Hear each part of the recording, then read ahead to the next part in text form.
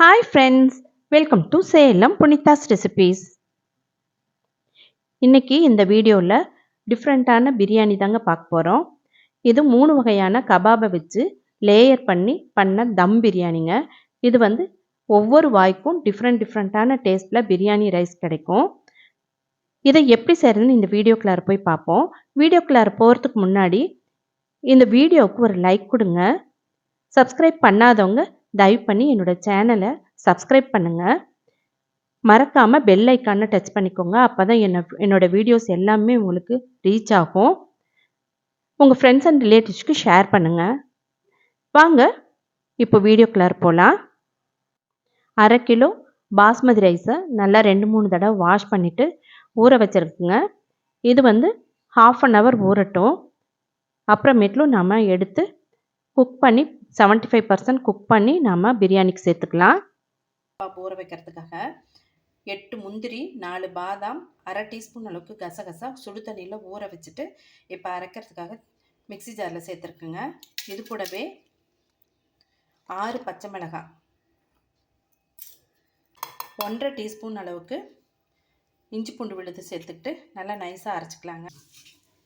300 gram chicken இது கூட 1 teaspoon உப்பு, மலாய் டிக்காவுக்காக அரைச்ச இந்த விழுதையும் இதோட சேர்த்துக்கலாம்.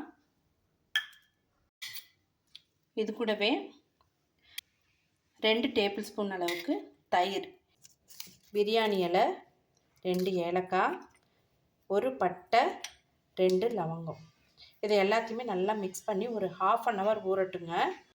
அதே மிக்ஸி ஜாரில் நம்ம ஹரியாலி கபாபுக்கு ரெடி பண்ணிக்கலாம். 1/4 கைப்பிடி அளவுக்கு புதினா, 1/4 கைப்பிடி அளவுக்கு கொத்தமல்லி தழை, 4 பச்சை மிளகாய், 1/2 டீஸ்பூன் அளவுக்கு மிளகு, 5 முந்திரி, 1/2 டீஸ்பூன் அளவுக்கு இஞ்சி பூண்டு விழுது நைஸாக அரைச்சிக்கலாம்.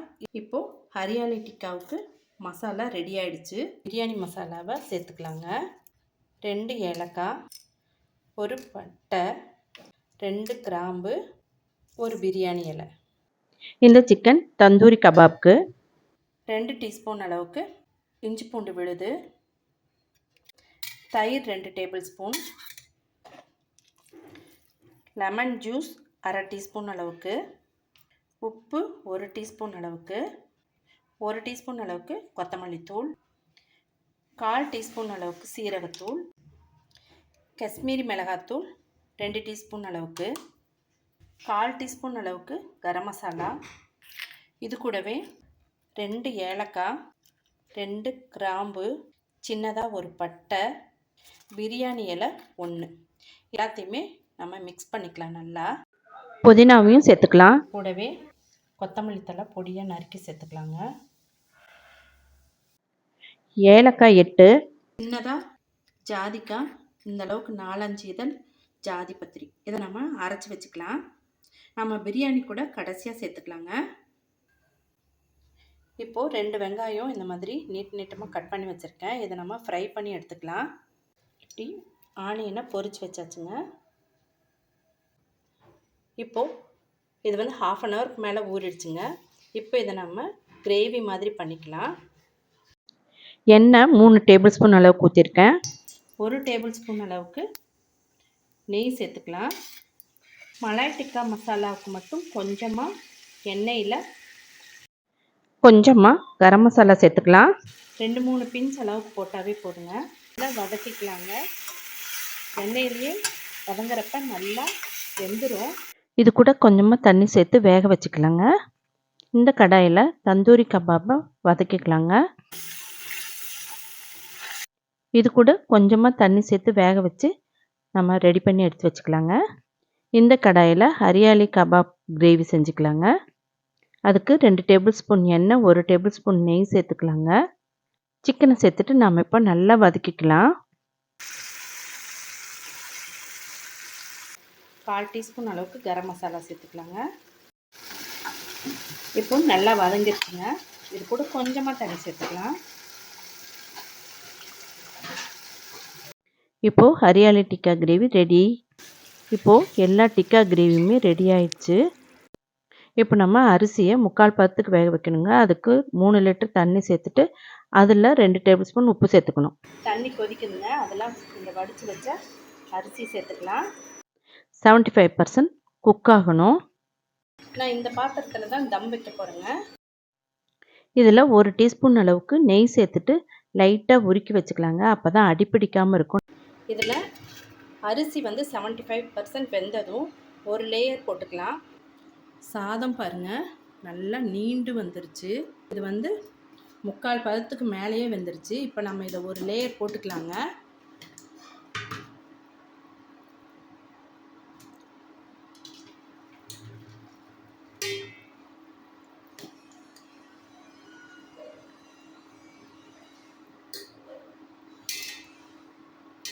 இது மாதிரி பரப்பி விட்டுக்கலாங்க. இதுக்கு மேலே ஹரியாலி சிக்கனை அந்த மசாலாவை இதில் போட்டுக்கலாம். இந்த சாதத்துக்கு மேலே நம்ம ரெடி பண்ணி வச்சுருக்கிற ஹரியாலி மசாலாவையும் இதுக்கு மேலே பொரிச்ச ஆனியன், கொஞ்சம் புதினா, இதுக்கு மேலே நம்ம ஊற வச்சுருக்கிற சாஃப்ரான் பால், அப்புறம் கொஞ்சமாக ரோஸ் வாட்டர் கொஞ்சமாக, இது எல்லாத்தையுமே இதுக்கு மேலே சேர்த்துக்கணுங்க. இதுக்கு மேலேயும் ரைஸை போட்டுக்கலாம்.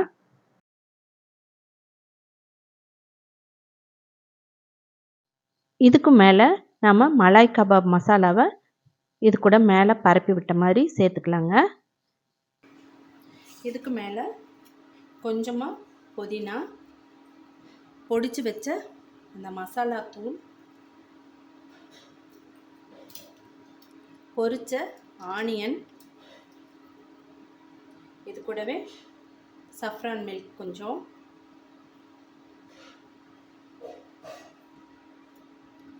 ரோஸ் எசன்ஸ், ரோஸ் வாட்டர் கொஞ்சம். இப்போது அடுத்த லேயரை செட் பண்ணிக்கலாங்க. இந்த மாதிரி வடித்தாச்சு. இதை வந்து நம்ம நெக்ஸ்ட் லேயர் போட்டுக்கலாம், பரப்பி விட்டுக்கலாம். இதுக்கு மேலே நாம் இந்த மசாலாவை சேர்த்துக்கலாம், ரெட் கலர் மசாலாவை. இதுக்கு மேலே கொஞ்சமாக புதினா, பொடிச்சு வச்ச மசாலா, சாஃப்ரான் மில்க்கு எல்லாமே சேர்த்துடலாம். அதே மாதிரி ரோஸ் எசன்ஸும் சேர்த்துக்கலாம். பொரிச்ச ஆனியனையும் எல்லாத்தையுமே சேர்த்துக்கலாங்க. 1 டேபிள் ஸ்பூன் அளவுக்கு நெய் சேர்த்துக்கலாங்க. இப்போ பிளேட்டை போட்டு தம் வச்சிடலாம்.